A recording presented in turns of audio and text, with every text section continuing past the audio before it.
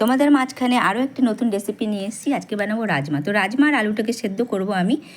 কাঁচা আলু ডুমো ডুমো করে কেটে নিয়েছি, এর মধ্যে হলুদ লবণ দিয়ে আর সামান্য একটু তেল দিয়েছি আর এক বাটি জল দিয়ে এটি সিটি মারবো। আর দেখো অন্যদিকে আমি কড়াই বসিয়ে এটার ফোড়নটা বানিয়ে নেব।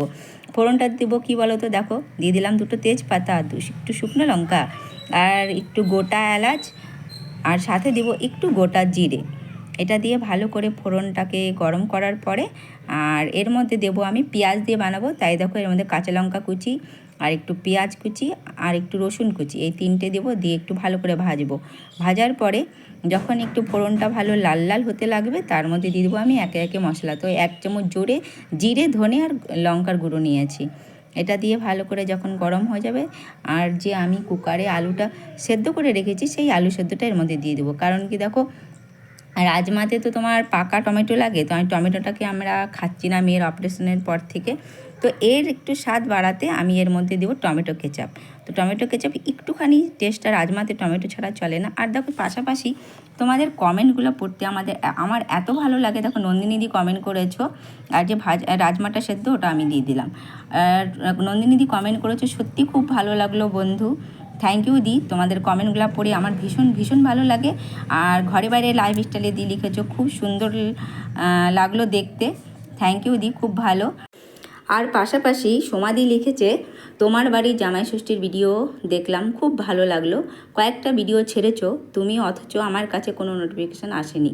তুমি তো জানোই তোমার সব ভিডিও দেখি, কিন্তু কেন আসেনি বলতে পারবো না, তবে আজকে সব দেখলাম। থ্যাংক ইউ সোমাদি। আরেকটাতে কমেন্ট করেছো, খুব ভালো লাগলো ভিডিওটা আর পাখির বাচ্চা খুব সুন্দর, সবটাই দেখলাম শুনলাম।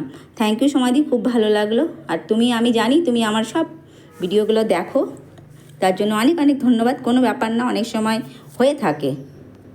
আর দেখো আমি এদিকে আমার রাজমা কমপ্লিট হয়ে গেছে, এখানে আমি একটু সেবাইয়ের পায়েস বানাবো। আর দেখো আশীর্বাদ দুধ নিয়েছি, তোমাদেরকে দেখিয়ে দিলাম। এই দুধটা গরম হোক, তার সাথে সাথে তোমাদের সাথে আরেকটু গল্প হয়ে যাক।